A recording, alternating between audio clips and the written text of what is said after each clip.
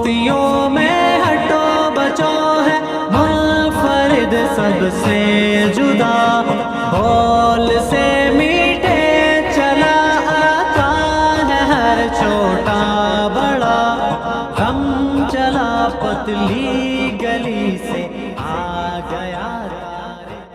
محرم کے حوالے سے ایک بات کر لوں، یہ 10 محرم کا روزہ، رسول اللہ صلی اللہ علیہ وسلم نے ارشاد فرمایا کہ عاشورہ کا روزہ مجھے اللہ کی رحمت سے امید ہے کہ 1 سال کے گناہوں کا کفارہ ہے۔ تو بڑی فضیلت ہے۔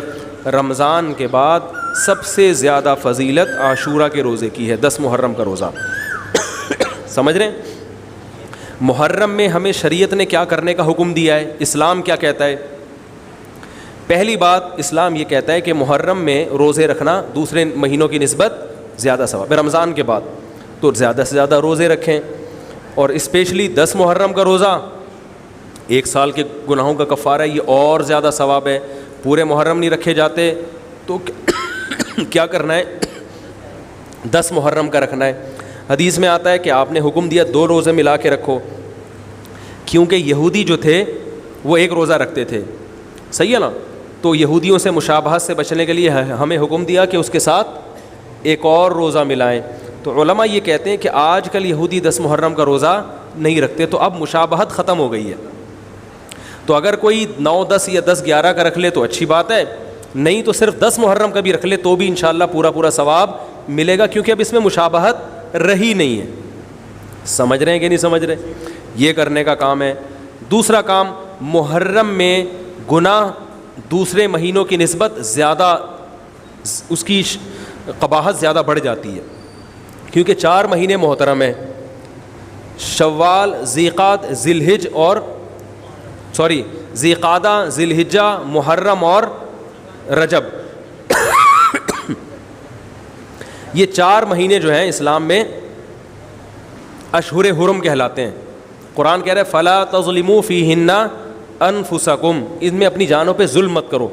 یہ ماتم کرنا بھی تو ظلم ہے نا اپنی جان پہ، تو اللہ نے فرمایا ان 4 مہینوں میں اپنی جان پہ ظلم مت کرو۔ کسی بھی طرح سے ظلم ہو، جسمانی ظلم ہو، روحانی ظلم ہو۔ جسمانی ظلم ماتم کر کے بھی ہو سکتا ہے، اور انگاروں پہ چل کے بھی ہو سکتا ہے، اپنے آپ کو پیٹ کے بھی ہو سکتا ہے۔ روحانی ظلم کیا ہے؟ گناہ کر کا، تو نہ گناہ کرنے کی اجازت، نہ کسی اور طرح سے۔ عام مہینوں میں بھی ظلم کی اجازت نہیں ہے، نہ اپنے اوپر اور نہ کسی اور پر۔ تو ان 4 مہینوں میں ظلم کی نوعیت بڑھ جاتی ہے، سمجھ رہے ہیں؟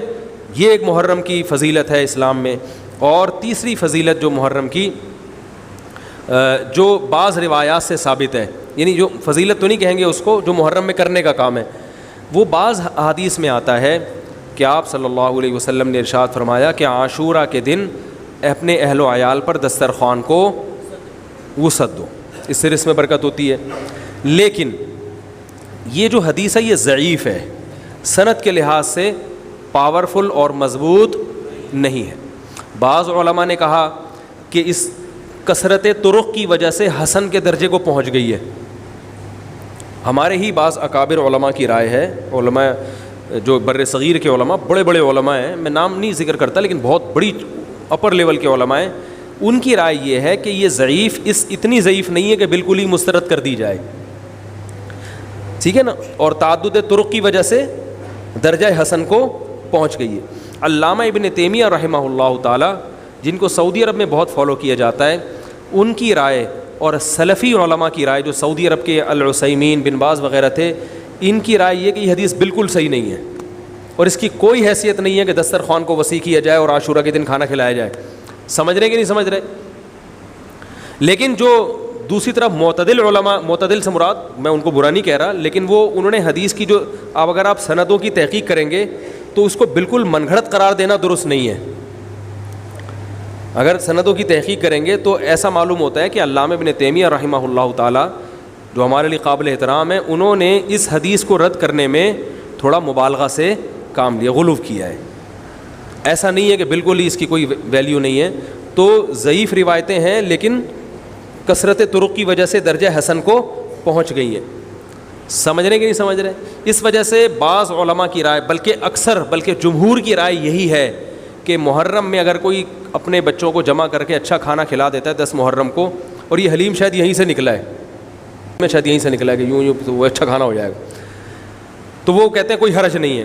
لیکن ایک بات جو دوسرے علماء کہتے ہیں, جو میری بھی سمجھ میں آتا ہے, بلکہ میں نے پہلے کہیں پڑھا تو نہیں, میرا دماغ اس طرف گیا, لیکن اس کی تائید میں علماء کے فتاویٰ مل گئے. دیکھو اگر کوئی حدیث ضعیف ہو یا حسن ہو تو صرف حسن ہونا کافی نہیں ہے, یہ دیکھا جائے گا کہ یہ دوسری صحیح حدیثوں سے ٹکرا تو نہیں رہی ہے. یہ بھی ایک فقہ کا اصول ہے کہ اگر ایک کمزور چیز ہے لیکن وہ طاقتور دلیل سے ٹکرا رہی ہے تو پھر اس کمزور چیز کو بالکل رد کیا جائے گا. تو عاشورہ کے دن روزہ رکھنے کا حکم ہے, یہ بالکل بخاری مسلم کی صحیح حدیث سے ثابت ہے.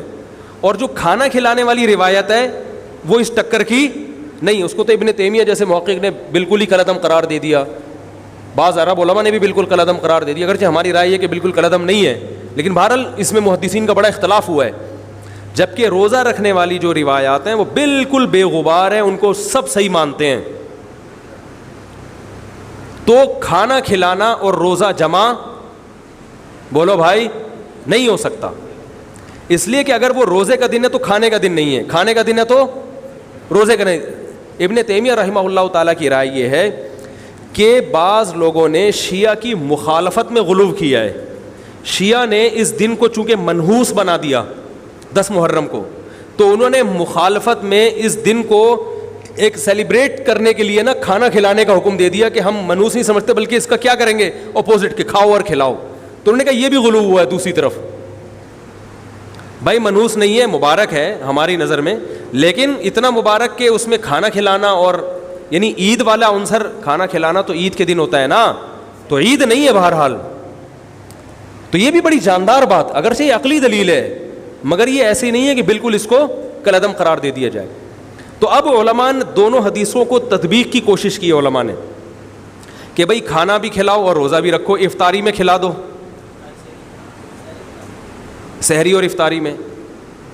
تو بات یہ ہے کہ افطاری میں اگر آپ کھلائیں گے تو وہ 11 محرم شروع ہو چکی ہوگی, وہ 10 محرم بولو بھائی نہیں رہے گی.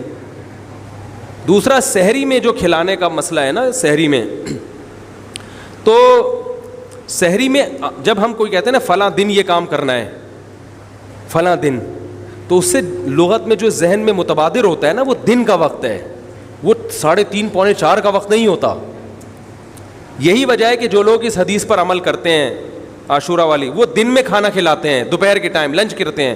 وہ افطاری میں تو ویسے ہی دسترخوان وسیع ہوتا ہے بھوک کی وجہ سے. ارے بابا وہ تو ویسے ہی بچوں کو جب روزہ رکھا ہوا ہے تو اچھا کھلاؤ, سحری اچھی کراؤ, اور افطاری وہ تو ویسے ہی بھوک کی وجہ سے رمضان میں دیکھو نا کیسے کھلے دسترخوان ہوتے ہیں. تو میں نے بڑی کوشش کی دونوں حدیثوں کو جمع کریں, لیکن تکلف کے بغیر یہ ممکن نہیں ہے. تو فقہ کا ایک اصول ہے کہ جب کوئی بے غبار صحیح حدیث ہوتی ہے اور اس سے ایک اصول ثابت ہو رہا ہے, تو اس کے مقابلے میں اگر کمزور روایت آئے گی جو اس سے ٹکرا رہی ہوگی, تو اس کمزور روایت کو اگرچہ وہ موضوع من گھڑت نہیں ہے لیکن اس کمزور کو اس صحیح حدیث کی مخالفت کی وجہ سے بولو بھائی رد کر دیا جائے. اس لیے میرا نالائق کا موقف یہ ہے, میں بہت نالائق ہوں, میں اتنی بڑی بڑی باتیں کرتا نہیں ہوں, لیکن ساڑی عقلچ یہ چیز آندھی نہیں ہے کہ بھائی جو روزے کا دن ہے وہ بھوکے پیاسے رہنے کا دن ہے, وہ کھانے کھلانے کا نہیں ہے. افطاری میں تو ویسے ہی کھاؤ بھی کھلاؤ بھی. تو اور اس کا نقصان یہ بھی ہوتا ہے کہ لوگوں نے اس کھانا کھلانے کے چکر میں روزے چھوڑ دیے ہیں. سمجھ رہے ہیں, جب حلیم پکے گا تو کون روزہ رکھے گا بھائی, ساری رات گھوٹا لگے گا حلیم کا کہ کل دسترخوان وسیع کرنا ہے, تو پھر روزہ گیا, وہ تو تیل لینے گیا, روزہ کون رکھے گا روزہ. تو وہ حدیث صحیح حدیث کی بالکل اس میں ٹائٹ قسم کی مخالفت ہو رہی ہے, ٹھیک ہے نا. تو نالائق کی رائے, پھر بھی اگر کوئی دوسرے علماء کی رائے کو فالو کرتا ہے تو وہ کھائے بھی کھلائے بھی. میں کہتا ہوں جو مضبوط چیز ہے اس کو لینا چاہیے, جو کمزور چیز ہے اس کو چھوڑ دینا چاہیے. ہمارے حضرت مفتی رشید احمد صاحب رحمہ اللہ ایک بات کہتے تھے کہ جہاں کھانا کھلانے کی حدیث آئے گی نا وہاں مسلمان اس کو لے ہی لے گا. کھانے پینے کی جہاں بات آئے گی مسلمان کیا کرتا ہے, وہ کہتا ہے بھائی یہ صحیح ہے, یہ بالکل صحیح حدیث ہے, ٹھیک ہے نا. وہ کیا کرتا ہے, جن علماء کی تحقیق ہے وہ تو تحقیق سے کہہ رہے ہیں, لیکن عام پبلک کی عادت یہ ہوتی ہے کہ فتویٰ بھی اسی کا فالو کریں گے جہاں کھلانے کا تذکرہ آ رہا ہو. تو اب ہمارے کہتے ہیں جہاں کھانا کھلانے کی بات آئی مسلمان کہتا ہے بس یہ بالکل صحیح بخاری کی طرز پر ہی, بخاری کی شرط پر یہ حدیث. تو بھائی بھوکا رہنا عبادت ہے, بھوکا رہنا سنت ہے, بچوں کو تو ویسے ہی کھلاؤ، عاشورہ ہو یا نہیں ہو، اور سحری افطاری کرا دو اچھی سی، روزہ رکھواؤ، اور جو بالکل چھوٹے بچے ہیں وہ تو ویسے ہی کھاتے ہیں. تو اس لیے، اور پھر اس کا نقصان کیا ہو رہا ہے، حلیم کے گھوٹے لگ رہے ہیں پوری رات بیٹھ کے، اس کے الگ نقصانات ہیں، سبیلیں لگ رہی ہیں. حضرت حسین رضی اللہ تعالیٰ عنہ تو کربلا میں شدید گرمی میں بھوکے اور پیاسے اپنی جان دیتے ہیں، اور یہاں ہم کیا کر رہے ہیں، کھانا کھا رہے ہیں، دیگیں پکا رہے ہیں، شربت پی رہے ہیں. تو یہ بات عقل میں آنے والی نہیں ہے. تو عاشورہ کے دن کی مناسبت سے روزہ ہی ہے، وہ روزہ رکھنے کا دن ہے. اللہ تعالیٰ عمل کی توفیق عطا فرمائے. وما علینا الا البلاغ.